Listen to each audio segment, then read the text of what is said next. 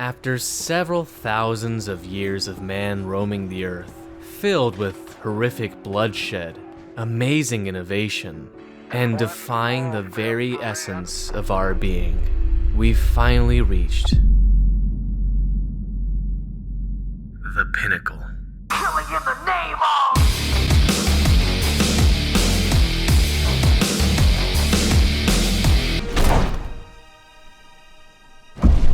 So, about a year ago, I went back to re-review Godzilla 2014 in anticipation of the new Godzilla vs. Kong movie that was supposed to come out that year in 2020. But, thanks to the big funny, it got pushed all the way to this year, where we'll finally be able to see what a fight between these two looks like with RTX on. By the way, that soundtrack in the original movie is pretty freaking sweet, Lois. So I figured, why not go ahead and talk about the rest of the MonsterVerse movies? It'd be a fun way to revisit them before the movie comes out, and a good excuse to talk about a movie I never actually got around to talking about. Kong Skull Island, directed by Jordan Vogt Roberts, was released back in 2017, a little under 3 years after the release of Godzilla 2014. The film was met with a pretty similar reaction where critics were just kinda like, eh, but fans ate it up. And that's pretty understandable. The last time we had seen King Kong on screen before this was way back in 2005 with Peter Jackson's King Kong. Well, unless you count Kong Return to the Jungle, which...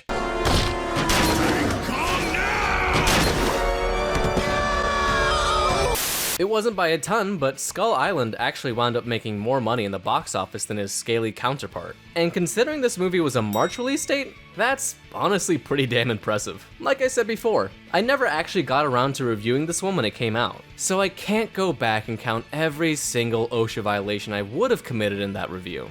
But that's actually probably for the best, because 18-year-old me almost certainly would have hated that movie. You'd figure they'd take the time to research on how a hospital actually works because they portrayed Doctor Strange as some super intelligent lifesaver, even though...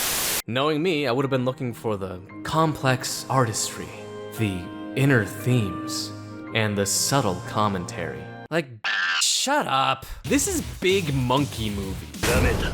I just want Kong to dab so hard that he dislocates his shoulder. That being said, this movie actually does have its fair share of intricacies, but we'll get to that later.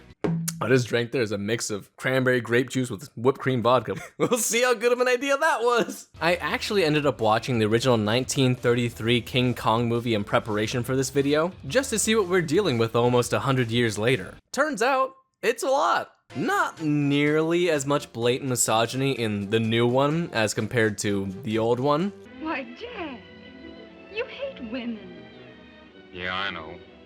But whereas the original King Kong feels like a tale about the greed of man and how far our hunger will push us, including but not limited to abducting a massive monkey, I'm sure there's themes of how bad colonization can be in there, but I'll just leave that to somebody else. My entire script is just starting to look like one big chungus, so I'm not even gonna try. I think the newer Kong Skull Island's main priority is to settle you into unfamiliar territory and give you a good time for 2 hours. And a good time, I can certainly say, it is. Quite frankly, this very well might be my favorite installment in the MonsterVerse. And as sacrilegious as that might be, I can't help but love this movie, with its characters, its setting, and everything else, while also having these big monster battles that we came to see in the first place. This movie follows a lot of characters, most of which are incredibly forgettable, but at the forefront we've got Tom Hiddleston, Brie Larson, John C. Reilly, and Samuel L. Jackson, otherwise known as... Wait, what movie is this? Tom is a guy that does stuff, for sure. Brie Larson has she has a camera. Riley's kind of a homunculus, to be honest with you. And Sam Jackson is just overdosing on testosterone, like, my God. The world is bigger than this. Bitch, please. While Kong is definitely the star of the show, I'd be lying if I didn't say I get some enjoyment out of these characters too. These two in particular. Hank Marlowe is your typical kooky TikTok dancer, singing his praises to Jimin and telling his fellow Puerto Ricans out there to try putting some cheese in their hot chocolate. Preston Packard, on the other hand, kind of takes a role of belligerent, power-hungry guy like Carl Denham in the original King Kong. Did I say that name right? I'm not sure, honestly. Except he's played by Sam Jackson, so of course he's insane. Anytime they're on screen amounts to a pretty fun time, though, and that's really all I can ask for. Also, Marlowe gets a pretty sweet ending to his story that brought a nice hint of emotion to this all. Packard gets smushed in between some monkey fingies, though. Do their characters really matter in the grand scheme of things? Nah.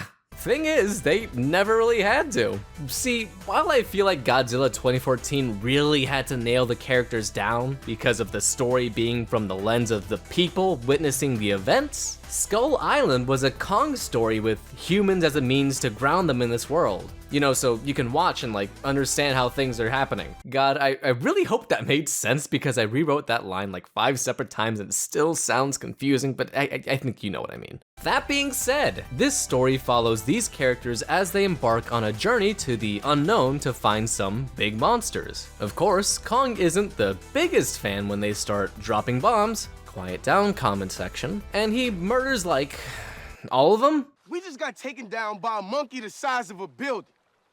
Yeah. That was an unconventional encounter. So now, the survivors must regroup and try to face this mysterious new world, filled with dangers at every corner, and a hidden menace underneath. Huh, make that the Wikipedia synopsis, why don't ya? Anyway, that setup is only really half the story because the other half is watching this dude get absolutely humiliated. Not to mention just a ton of Kong screen time and big monster fights that add up to a really engrossing movie. The last fight, especially with the big skull crawler, is like some WWE.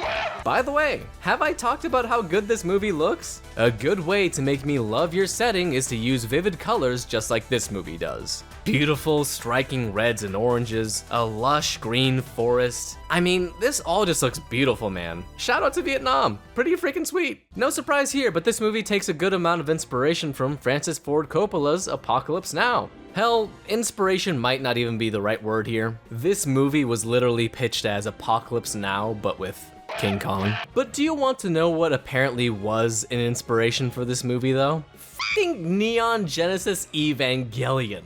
Yeah, that one. The one that makes you want to overdose on ketamine. Yeah, you know the one. I'm honestly not sure how much of that I see, aside from maybe adding an element of sadness with Kong being presented as something of a lonely god here, because as we all know, NGE carries every element of sadness, especially failure.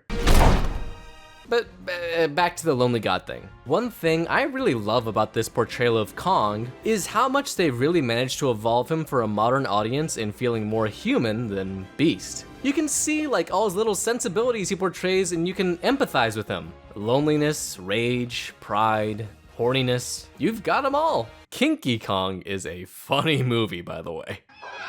These little things like Kong's emotions in large part came from Vogt Roberts' vision for him and the movie as a whole. There's a good amount of interview footage out there that shows how much he really cared for this project, and how much respect he has for King Kong and his history. History and Evolution of King Kong coming 2027. This is also his first big budget movie he's ever directed, so that is just incredibly impressive to me. So big props to you, man. You're not watching this video, but props to you.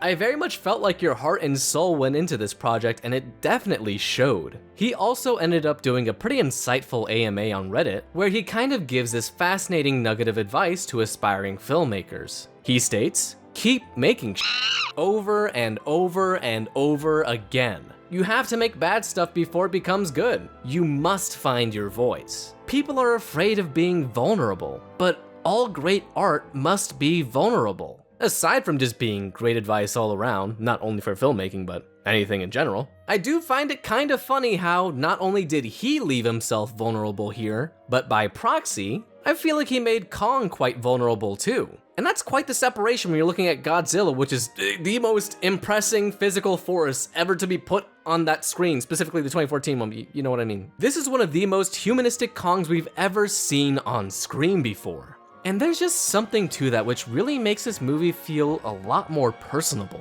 I mean, it's still a massive hairy ape, so don't expect, I don't know, Neon Genesis Evangelion or anything. Oh wait. Honestly, I feel like there's a lot that could be said about this movie, but I'll leave a lot of that to the other people that know how to do it better than me. The only thing I do want to touch upon though is how much I love the conjoining themes of these Kong movies. That being that man will always be more cruel and senseless than any other monster could be. Come to think of it, that's kind of the Godzilla movies too, but whatever. Just some food for thought that I'm sure will carry over into later iterations too. So, ultimately, I feel that Kong Skull Island is a movie that really triumphs in a lot of places where its MonsterVerse predecessor fails. It's a movie full of beautiful scenery, fun characters, and heated gamer moments. It might not be perfect, I'm the first one to admit, but frankly, I don't think that was ever what it was striving for. Its goal of modernizing Kong to be a lot more engaging and interesting, as well as telling a fun story that never took itself too seriously, were met. And that just elevates it to the gold standard of the MonsterVerse for me.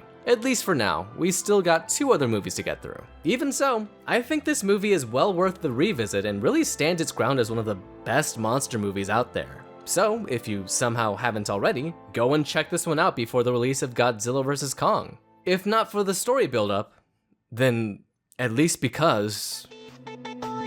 Monkey.